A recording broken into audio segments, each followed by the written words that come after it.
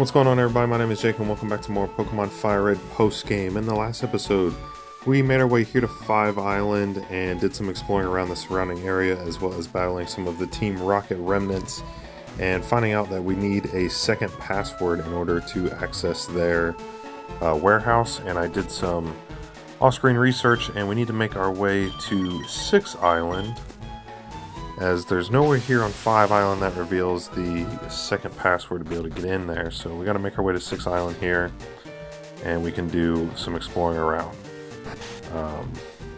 So anyway, in this part, we're going to be exploring around 6 Island and finding, hopefully, relax and enjoy your stay, thank you. Hopefully finding the second password so that we can take out the rest of the Rocket Warehouse in the next episode. But thankfully we're running into a place that has items. There hasn't been many Pokemon marts here. We have a fuck ton of money still. So I'm going to use this to stock up on repels, healing items. If you haven't noticed, I like to buy things in multiples of 5. So if that's ever possible, I try to buy them like 5, 10, 15, 20, so on. Just kind of like I wouldn't even call it OCD, but I don't know. I do the same thing with my sports betting accounts. I like to always keep things in multiples of 5. Also just for consistency purposes. Let's see, water pass, yeah, I get to Ruin Valley, okay. Go to the Pokemon Center and look who's this jackass waiting for us. Hey Jake, how's your Pokedex filling up? It looks like it's impossible to get all the Pokemon by hanging around just these parts. Maybe there are Pokemon we don't know about somewhere far away. Well, if I can't do it, there's no way for you to get it done. I'm not going to get all desperate over this. I'll keep collecting Pokemon at my own pace while I train them. That's what I'll do, so there's no point staying here. I might as well leave for home. That's that then. Smell you later. You know what? I like Gary's character arc. I mean, he's still a snobby little asshole, but he kind of embraces the fact that, you know, he's going to complete the Pokedex challenge for his grandfather. He's going to train him. So he kind of gets the best of both worlds. He can still be a trainer, but he's also ultimately completing his grandfather's wish. So even though he's a prick, you gotta admire him a little bit. At least I do. Off camera, I changed our team around a little bit. Got some Pokemon that we haven't given as much love to recently. And yeah, so we'll have some action here for our boy Nidoking, who, if we remember back to the Elite Four run, really didn't play much of a role.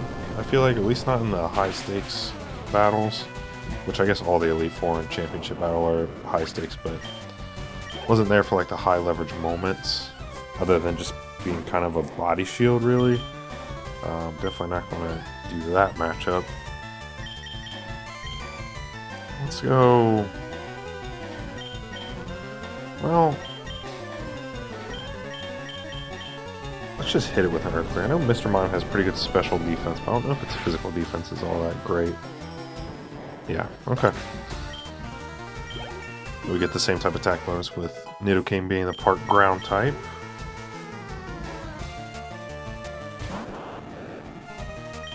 Alright.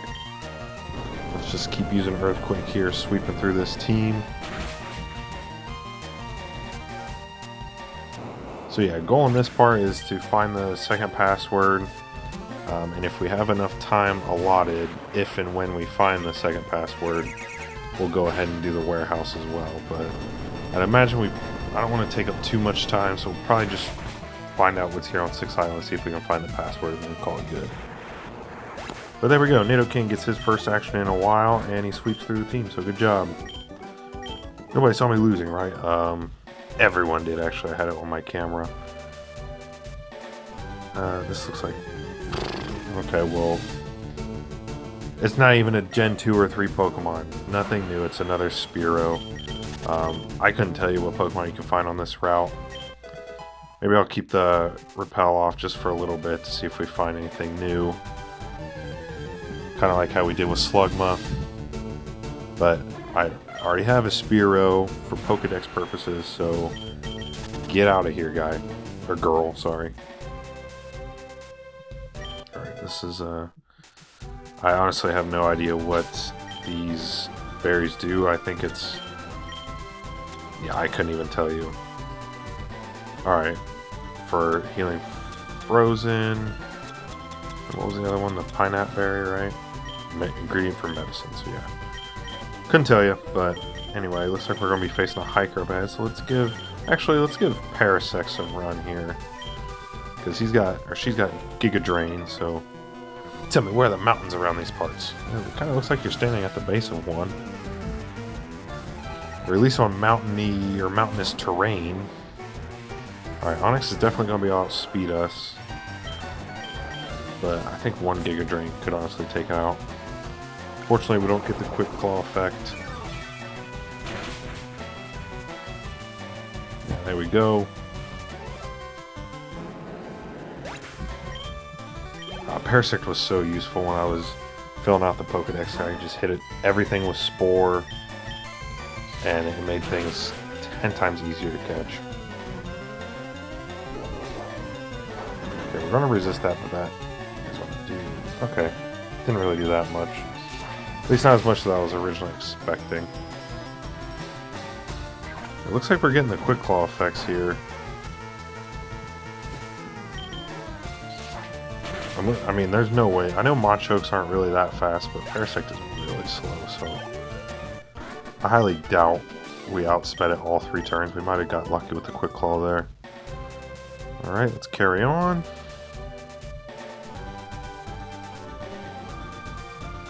Alright, Ruin Valley.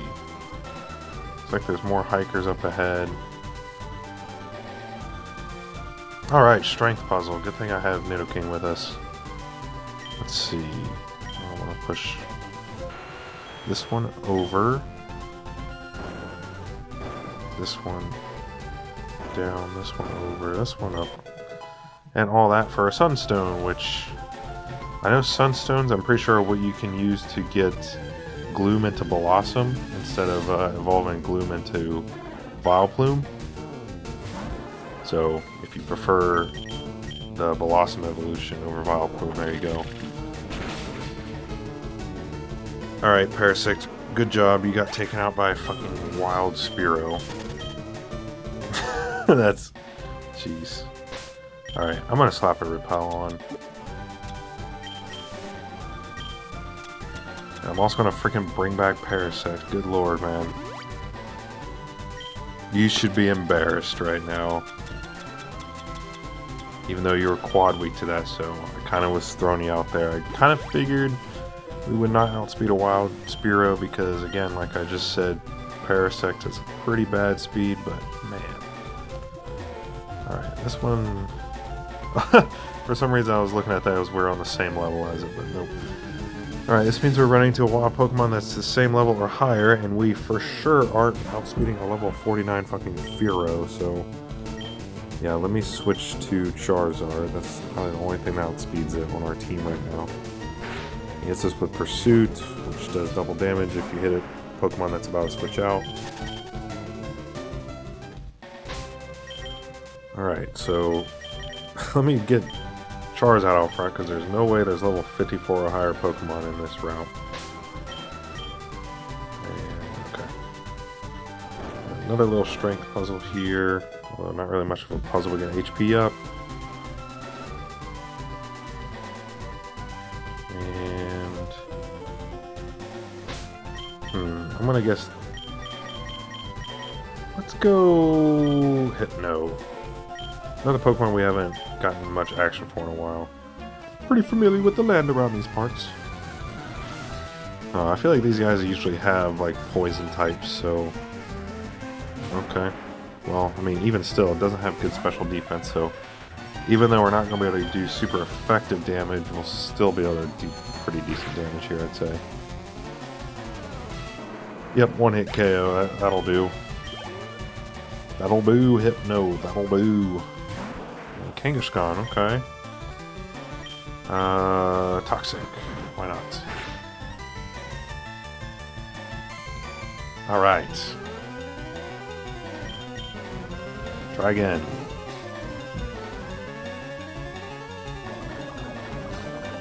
Good job.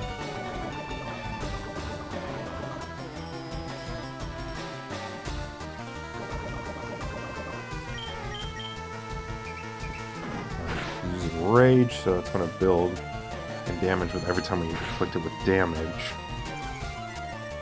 I think, or may I don't. It might be physical damage. Okay, no, it's just if you do any damage to it, its rage will build.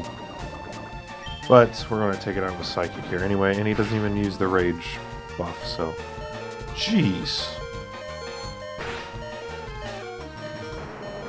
Alright.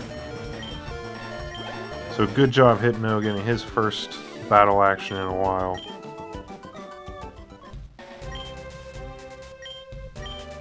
Okay.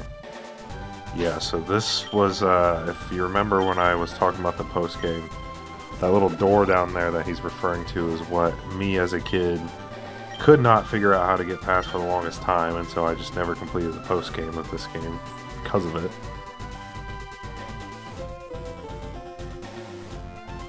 Okay. So more hikers out here, so let's let Parasect redeem himself on one of these guys. Appear to be many secrets still unsolved in this world, or whatever he said, something along those lines. Alright, we'll do this battle and then I'll try to avoid the rest of them. I can do the rest of them off screen.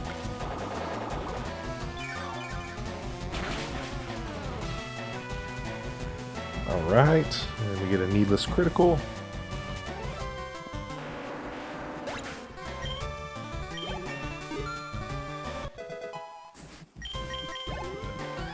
.44 speed, that's absolutely unreal.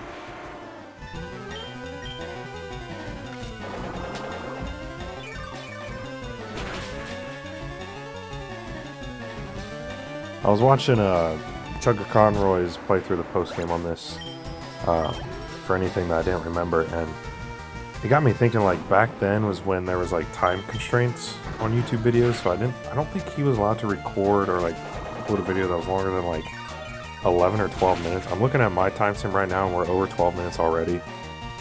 I can't imagine like being restricted to that kind of time constraint. Like, most of my episodes go well past 20 minutes usually. Right, ooh, thank you for not turning around. We'll avoid these guys. But yeah, like, you definitely, there's much more planning and stuff involved with how he would have had to approach his episodes, because there's just the time constraint. You can only do so much within that period of time. Like 10 to 12 minutes is really nothing. Anyway, check it more thoroughly. There are several dots on the door, and supposedly that spells out cut. Alright, so what you want to do is, if you have Pokemon with cut, you want to use it on the door, which, yeah, how the hell was 7-year-old me ever going to freaking know that? I don't know, but there you have it. So I'm going to, where are my repels? There they are. Alright, let's progress into here. The dotted hole. And we're going to go down this singular hole. And, okay. It looks like we got some sort of puzzle here, so... Alright, this is a different one. I mean, at this point, you're... Okay, yeah. We just gotta try different combinations of things. It's like one of those otherworldly dungeons where just the fabric of time and space make no sense. Okay, so we went down this one, and we did the one to the right, so let's go to the one to the left. Okay, we're making progress. Now let's go to the one on the right. Okay, now we went back once. We want to go to the one on the left. Nope, I was wrong. Okay, so we go up, left, right, and let's try down. And there we go. I just completely guessed on that. So if you can remember that combination, it was up, left, right, down, which, I don't know, maybe that was supposed to... Whoa! Who is this guy? I guessed right. I was right in tailing you. I knew that there was a sapphire here, so it belongs to me. I'll sell it to Team Market for serious money. Don't glare at me like that. If you want it back, why don't you go get it after I sell it? I'll even tell you one of the passwords of Team Rocket's warehouse. The warehouse password I know is yes, nah, chancy. I'm done. Don't think badly of me. So, if you remember the combination, it was what? Up, left, right, down, which... And then if you know Braille... Jeez, why is this such a long message? And I accidentally clicked too much, and so we gotta click through it again. Okay, perfect, but we found the sapphire, which is the other stone that Celio needs, but we also got the second password, even though that guy stole the sapphire from us. So this seems like as good a stopping point as ever. So in the next part, I'm going to go ahead and fly back to 6 Island off camera, and then I'll sail over to 5 Island. In the next part, we'll go through the rest of the Rocket Warehouse now that we have the second password. All right, so kind of a quicker episode, and I'm all for that. So I hope you guys enjoyed. See you guys next time for more Pokemon Fire Red post-game. Goodbye.